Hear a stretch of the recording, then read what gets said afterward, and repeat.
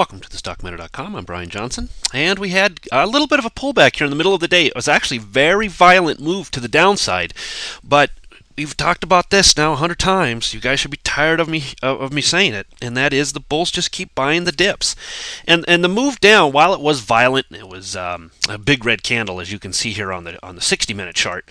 It really didn't hurt anything. We didn't break any of these lower levels again, and look, we never really got above these upper levels, so we're still in this wandering sideways range. And this, as long as it stays that way, is still, yes, neutral to bullish. Correct. All right. So after today's trading, saw that big strong move yesterday. Today we started right around here and jump up today right into overhead resistance, and then a big pullback. That was a very violent move. Yes, it was one to watch, and certainly something I had my eye on as well. Caught a little bit of this on the futures market on its way back down, and then right down, and we didn't quite get back to here. You'll see some of the other places on the other indices that market a little bit better. But you can see we held the 20-period moving average. We got below it, but it didn't hold below it. Ended up closing back above it. Then right back by the end of the day into overhead resistance at the 50-period moving average. Overall, really, just looking at this sideways range, we've been tracking 11,620 to 11, let's call it 11,700, 11,720, right about a 100-point range we've been bouncing around. Today, the Dow was very nice after yesterday's touch of the 20-day in staying very range bound once again, as you see, but nothing broken. Look, little tiny white candle on the day when it was all said and done with. So are we consolidating sideways, push downwards? Are we consolidating here, push upwards?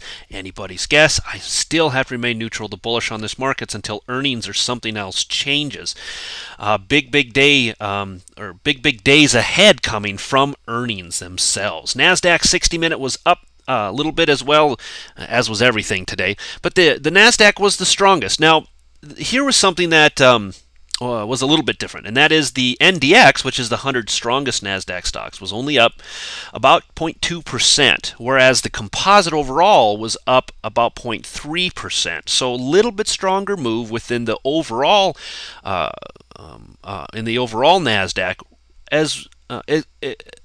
and not so much within the NASDAQ 100. So will that make a big difference? Yes, no, something to keep our eye on. Just coming back, though, to rest right here on the 20-period moving average before looking for that bounce higher. So still in this little wave form, looking very good, staying with the new high, staying within our little uptrend here. Everything looks very good yet on the NASDAQ. NASDAQ daily as well, putting a little black candle, but still up. Overall, market still up. I don't care about these topping candles right now. Gonna have to wait. I'm really looking for pushes back into these 20-day moving averages before I really start talking at all about the bigger bear moves. But until we see it, it's still neutral to up here in the markets. Weekly, 2 days into it, looking very good. Won't talk about it quite yet. SPX, very range bound as well. Now look at this one. This one came back today after the huge move down, sat perfectly right on the 50-period and really kind of on this 20-period moving average. I'm not going to splice hairs down here, but came back very nicely into some lower support where it stopped and bounced back up the rest of the day. So still range bound as well within the SPX, 1262 here to about 1275-ish or so. This is kind of our area to be watching. No breaks below here, no breaks above here, so no real trades to be done if you were looking to get in the more conservative places. Little bit of day trading to be done because of these violent moves that we saw here, but overall, not a whole lot to talk about. SPX daily, same type of a thing.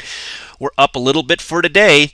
And that means that, we have not tested this 20. I'd like to see a test and see what happens if we get back into this area. But as of right now, the markets have no interest in doing that. Earnings seasons have been good to the markets, and they continue to believe that they will be good to the markets. So until we see drops back below this 1270-ish area back in here, maybe 1268-ish, somewhere there, not real interested as well in looking to the short side. But if we get back below about 1268, 1265, look for maybe a test then of this 20-day moving average.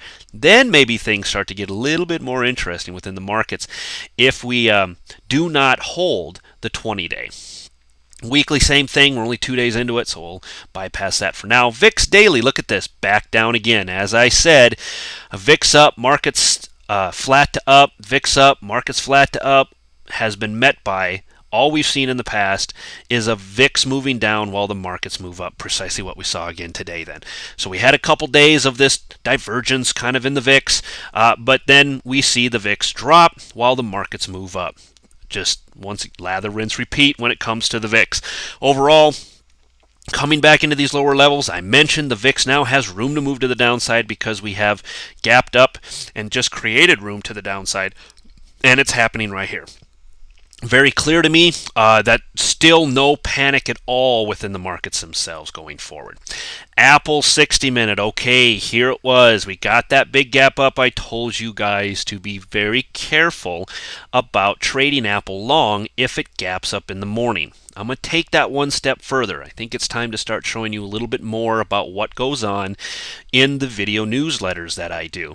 Here is what I did for my subscribers based on what I was seeing in Apple. And that is this here. So if we get some sort of a big gap up tomorrow to start the day, I highly recommend that you look at maybe taking a short in Apple via puts or however you want to do it. Puts or short the stock or whatever you want to do it. Might only be good for half an hour, but I'm saying that it should be good for some money. Really, I'm watching it very closely myself, and that is a trade I will be taking tomorrow morning. If Apple gaps up, I'm looking to get into it and maybe play it down for a little bit. In that case, and I'm a big options guy on Apple, so I'll probably buy some 340 puts or 350 puts, or where's it at right now? I think that's about right. I think it was 340 is what I was looking at today. It's 350 probably tomorrow. So if we get a gap up into 344, 345 type area, I'm looking for a like some 350 puts, or just one 350 put. Or you could even buy one 340 put if you wanted to, because they're kind of expensive, I know, for a lot of people. But you might be able to, pull, depending on which one you buy, you might be able to pull 50 cents to $1 out of that, and that's not a bad deal at all. It's not too bad. So big. Okay, so there was my call on Apple, played out perfectly for us today. I got in with, now what you buy, how many you buy, I don't care. Everybody has a different size account, so whatever you decide to buy is fine. I'm not going to tell you in my videos, buy 10 or buy 20 or buy 1 or whatever. I'm going to suggest, just here's an entry, you guys decide on your end how much you want to risk. For me, I got in with quite a few puts this morning, paid off extremely well. Now, later on in the day, because of that trade I called out yesterday, I then also sent them this email stating, for those of you that took the short on Apple, as I suggested yesterday, I was only shooting for 339 to 340, but it could go much lower. I'm not going to gamble coming into earnings, so I'm out. If you want to stay in, put a stop at about 342, but I do not suggest holding overnight. Do that at your own risk. Good trade, everyone. That went out today about 2:17 p.m. Eastern Time, 12:17 p.m. my time. So you can see the value in the newsletter. Don't know if you guys can use that type of information, but it's very, very value added over what you see within the daily video. So if you guys are curious about, well, what exactly does it contain? I haven't been doing a good job of it lately, but I'm going to start showing you. This is what I'm giving to my subscribers. This is why it's value added. This is how it can help you within your trading. So, big gap up on Apple today, shorted it right at the open and got that thing all the way down into, I didn't call the bottom, but somewhere in between 339 and 340 is where I got out. Did very well on my puts. Most everybody then followed me, I think, out of that trade. So Apple on a daily, then we're seeing kind of, once again, a little topping candle here. It is a little bit overextended as well, but Apple being very strong and reporting earnings, I think on the 18th, I'm very cautious about holding overnight. So if I get good entries during the day, that's where I take my entries. Today was very speculative, more speculative on my part, but a no doubter for the way I trade and for what I see within the markets and for what I was seeing within Apple at the time. This was a no doubter trade for me, and in this case played out perfectly. So they don't always set up near as well as what this did today, but this was just a cherry for me when it came to setups. It's precisely what I look for, and then I go in with a very large amount on these type of trades because I know 9 out of 10 times, 8 out of 10 times they're accurate and they work out. So anyway, on to Apple Weekly. This was also what I was talking about. Remember, I said blue line. So far, so good. Now it's weekly. We don't know where it's going to close. It can close anywhere, but this is absolutely one of the reasons I was looking for that gap up in the morning. And to kind of short it at the gap up. So one thing to be keeping your eye on is this coming into the end of the week. Will that blue line hold by the end of the week? FAS 60-minute, choppy, nothing much to talk about here. Very hard selling or very hard buying all day long if you want to try to trade this. That big move we had down midday, okay. Maybe that was your only opportunity. Otherwise, very, very difficult to trade within here. We're just chopping sideways, looking for breaks here, breaks down here in the bigger picture. FAZ 60-minute, same type of thing. Drop down here, met it right at the half line, back up again into overhead resistance, and then back down to kind of find ourselves trapped between the 20 and the 50 on the 60-minute time frame. On the daily, same type of thing. You can see a very, very small, kind of a wandering little doji candle here. I'm still looking for pushes up above 960 and pushes back below 850 for my trades long and short on this one. Otherwise, not much to trade today. I don't like trading this type of action. I was really honestly quite busy with Apple and the big drop we saw on the SPX. I was in the future, so I had my hands full. Didn't do a lot with FAS and FAZ today, and I'm glad. There really wasn't much to do. All right, guys.